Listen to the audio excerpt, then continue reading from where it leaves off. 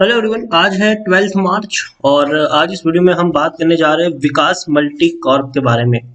देखिए, छोटा सा पैनी शेयर ये जरूर है और काफी ज्यादा अप्स एंड डाउन्स हमने देखी है। 1 रुपए का शेयर था, इतनी बड़ी तेजी आई कि 20-22 रुपए तक पहुंच गया। लेकिन उसके बाद ऐसी गिरावट भी देखने को मिली कि शेयर 3 रुपए से भी नीचे टूट गया। अब धीरे धीरे ही सही, लेकिन जान यहाँ पर लौट रही है।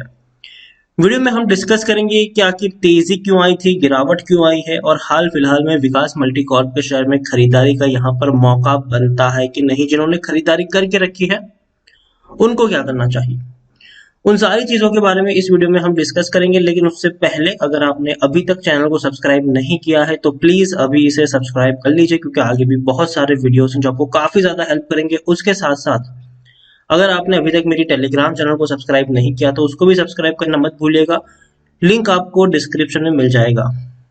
तो बात करते हैं विकास मल्टी कॉर्प की। 3 रुपए 70 पैसे का ये शेयर है और अगर मैं आपको इसका प्राइस चार्ट दिखाऊं तो इसका जो प्राइस चार्ट है वो बहुत ही इंटरेस्टिंग है। विकास मल्टी कॉर्प का ये प्राइस चार्ट है। आप देखिए पिछले 1 महीने में किस तरीके का इसने प्रदर्शन दिखाया है। गिरावट आई, तेजी आई, गिरावट आई, तेजी आई। 2 रुपए 90 पैसे तक शेयर पहुंचा था, वापस तेजी आई, वापस गिरावट आई, वापस तेजी की तरफ जा रहा है। लेकिन 6 महीने का प्राइस जो है वो भी इंटरेस्टिंग। आप देखिए 12 रुपए 60 पैसे का शेयर था, गिरावट आई, 7 रुपए तक पहुंच गया। ये 6 रुपए 75 पैसे तक पहुंचा था, इतनी गिरावट आई थी। दोबारा तेजी आई, 10 रुपए 70 पैसे तक आया। उसके बाद गिरावट ही गिरावट बनी है, 3 रुपए से भी नीचे शेयर टूटा, अब धीरे धीरे उठने की कोशिश करा है। 1 साल का चार्ट देखेंगे तो आप देखिए यहाँ पर 95 पैसे का ये शेयर था, 1 रुपए से भी कम कीमत पर यह शेयर अवेलेबल था। इतनी बड़ी तेजी आई, इतनी बड़ी तेजी आई कि शेयर पहुंच गया 20 रुपए से भी ऊपर, 20 रुपए 65 पैसे तक गया। फिर गिरावट आई, 7 रुपए तक गया, फिर तेजी आई, 10-11 तक गया। अभी बड़ी गिरावट यहाँ पर चल रही है।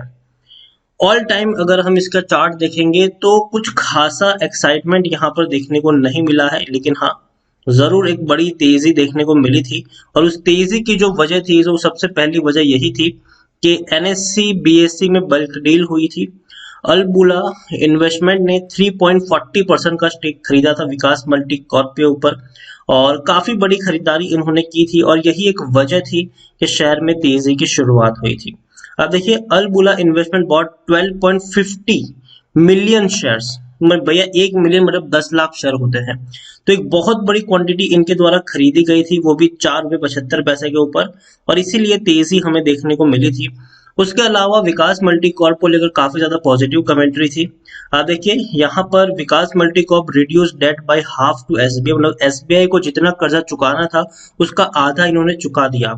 और उनका प्लान ये था कि 2022 तक ये जीरो डेट बनने की तरफ आगे बढ़ेंगे, मतलब जितना भी कर्जा है उसको वो चुका देंगे। यहाँ पर आप देखिए तो विकास मल्टी कॉर्प के द्वारा बताया गया था बकायदा रेगुलेटरी फाइलिंग में कि भैया हमने we have please to inform that in line with companies plan to reduce debt, मतलब कंपनी का प्लान है कि भैया जो कर्जा है उसको कम किया जा सके। और उसके लिए भी already started paying back to our bankers, उसके लिए ऑलरेडी उन्होंने पैसा अपने बैंकर को चुकाना शुरू कर दिया है।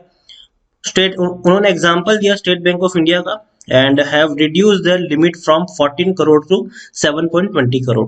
मतलब जो स्टेट बैंक ऑफ इंडिया से 14 करोड़ का कर्जा लिया था उसमें से उन्होंने काफी सारा पैसा चुका दिया और अब 7.5 करोड़ से भी कम का कर्जा बाकी बचा है और उसको भी हम चुका देंगे। और कंपनी का ये प्लान था कि भैया एंटायरली डेट फ्री बन जाएंगे 2022 तक, ये इनका लॉन्ग टर्म गोल था। और जब भी मैनेजमेंट के द्वारा जब इस तरीके की कमेंट्री आती है कर्जे चुकाने को लेकर, डेट फ्री होने को लेकर, तो उसको मार्केट हमेशा पॉजिटिवली लेता है और इसीलिए आपको हमेशा तेजी भी देखने को मिल जाती है उस वक्त। उसके अलावा एक बड़ी खबर यहाँ पर यह भी थी कि विकास मल्टी कॉर्प जो है वो फार्मा और हेल्थ केयर बिजनेस में एंट्री करने वाला है, इसलिए उन्होंने एक्विजिशन भी करना शुरू कर दिया था। तो ये एक बहुत बड़ी खबर है। अगर हम फार्मा की बात करें तो फार्मा के लिए उन्होंने क्या था कि एडविक लेबोरेटरीज जो है उसको अक्वायर करना शुरू कर लिया था। एडविक लेबोरेटरीज वाकई में छोटी कंपनी है लेकिन उसके क्लाइंट बहुत बड़े बड़े हैं। आप देखिए उनके जो फार्मा क्लाइंट है उसमें डॉक्टर रेड्डी से लेकर कैडिला फार्मा से लेकर अबॉट इंडिया से लेकर टोरेंट फार्मा तक शामिल है। तो इतने ज्यादा इनके क्लाइंट्स हैं। उसके अलावा एफएमसीजी में भी इनकी एंट्री की एक्सपेक्टेशन थी, कि भैया फ्रूट प्रोटेक्शन और पर्सनल हाइजीन सेगमेंट में ये लोग एंट्री करने वाले हैं और एफएमसीजी में 100 करोड़ रुपए का इन्वेस्टमेंट करेंगे ये आने वाले 2 सालों में। और क्या बनाएंगे तो भैया ये जो है वो इनका प्लान था कि एल्यूमिनियम फॉइल और टिश्यू जो है, इसके जो ब्रांड है होम फॉइल, चपाती रैप, क्लीन रैप, इन सबको भैया एक्विजिशन करने का ही इनका प्लान था। और कस्टमर्स भी अगर हम देखें तो काफी प्रेस्टिजियस कस्टमर्स है, चाहे वो ताज ग्रुप ऑफ होटल्स हो, शेल्डन ओबेरॉयस हो, हायत मैरियट्स हो, कई सारे क्लाइंट्स इनके उस वक्त देखने को मिलते थे।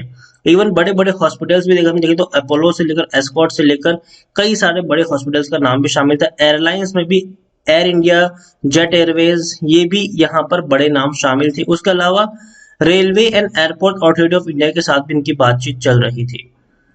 तो इन सारी खबरों के चलते शेयर इतना बड़ा आग उगलने लग गया कि लोगों को लगा कि यहाँ से ये मल्टी बैगर बनेगा। बाद में एक और खबर आई बाद में कि भैया बोर्ड जो है वो 100 करोड़ रुपए की फंड रेजिंग करने वाले हैं और ऑफ कोर्स इनको फंड रेजिंग की जरूरत पड़ेगी 100 करोड़ की, क्योंकि भैया 100 करोड़ रुपए इनको इन्वेस्ट करने हैं एफएमसीजी में यहाँ पर। तो प्लान तो बढ़िया था, ठीक है कि इतना बड़ा इन्वेस्टमेंट खरीदा था, उसके बाद कर्जा हम कम करेंगे, उसके बाद प्लान था कि भैया फार्मा में और इसमें हमारी एंट्री हो जाएगी, हेल्थ केयर में एंट्री हो जाएगी। लेकिन बाद में ये भी आया कि भैया पैसा हमारे पास है नहीं, हम 100 करोड़ रुपए की फंड रेजिंग करेंगे। तो दिक्कत यहाँ से शुरू हुई। जब पैसा नहीं था आपके पास, आप फंड रेजिंग की तरफ जा रहे हो, तो डेफिनेटली उसको एक नेगेटिव पॉइंट कंसीडर किया जाएगा कि आपके पास प्लान बहुत बड़े हैं लेकिन पैसा नहीं है आपके पास। तो गिरावट की शुरुआत हुई और उसके साथ साथ जो मुझे लगता है कि जो सबसे बड़ी गिरावट की वजह बनी वो यहाँ पर यही थी कि जो यहाँ पर प्रमोटर्स है उसकी इनसाइडर ट्रांजेक्शन समरी अगर आप देखेंगे तो बिकवाली के ही देखने को मिल रहे थे। आप देखिए प्रमोटर ने फरवरी महीने में और जनवरी महीने में अगर हम देखें, फरवरी में तो हालांकि नहीं है, सिर्फ 1 फरवरी को ही एक बड़े ट्रांजेक्शन हुए थे, लेकिन जनवरी महीने में अगर आप देखेंगे तो प्रमोटर ने सिर्फ और सिर्फ बिकवाली करी है, वो भी 5 रुपए 4.5 रुपए की जब प्राइस पर शेयर ट्रेड कर रहा था तब प्रमोटर के द्वारा बड़ी बड़ी क्वांटिटी में बिकवाली ही की गई है। और ये एक बहुत ही बड़ा नेगेटिव पॉइंट था उस वक्त कि भैया प्रमोटर एक तरफ कहते हैं कि हमारा फ्यूचर प्लान बहुत ही बढ़िया है, हम एक तरफ कहते हैं कि हम जीरो डेट वाली कंपनी बन जाएंगे, लेकिन प्रमोटर खुद बिकवाली कर रहे हैं। तो ये एक बहुत ही बड़ा नेगेटिव प्लान था और प्रमोटर ने अपनी होल्डिंग को बहुत बहुत बहुत हद तक बेचा।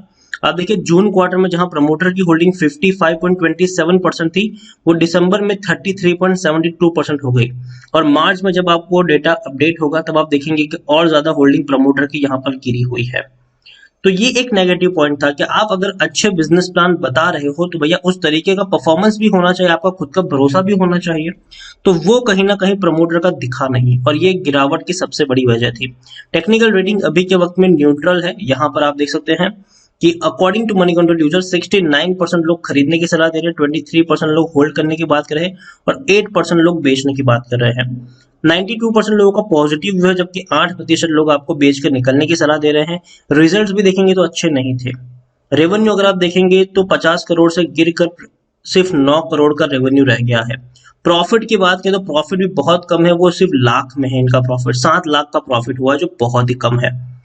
तो यही एक सबसे बड़ी दिक्कत मुझे लगी विकास मल्टीकॉर्प में कि भैया प्लान्स बड़े बड़े थे, बेहतर थे, कोई शक नहीं था, अच्छे सेक्टर में एंट्री कर रहे थे, लेकिन प्रमोटर का वैसा भरोसा दिखा नहीं। आपको देखिए टाटा के शेयर का अगर मैं आपको एग्जांपल दूं तो टाटा हमेशा खरीदारी करता है क्योंकि उनके प्लान्स बेहतर होते हैं और फ्यूचर प्लान्स भी बेहतर है उनके, जबकि यहाँ पर फ्यूचर प्लान्स बेहतर है, मैं ये नहीं कह रहा कि अच्छे नहीं है, बढ़िया है इनके। देखिए जीरो डेट वाला प्लान हो या फिर भैया फार्मा में या फिर हेल्थ केयर में एंट्री को लेकर हो, बेहतर प्लान है, शानदार प्लान है, लेकिन वो भरोसा प्रमोटर में दिखा नहीं। तो ये कहीं ना कहीं एक नेगेटिव पॉइंट रहा था, लेकिन फिर भी प्रमोटर यहाँ पर गेम खेलते हैं, प्रमोटर शेयर को घटाने बढ़ाने का काम करते हैं। जब सस्ता होता है तो प्रमोटर ही सबसे ज्यादा खरीदारी करके लेके चले जाते हैं और जब महंगा होता है तो प्रमोटर बेच देते हैं यहाँ पर।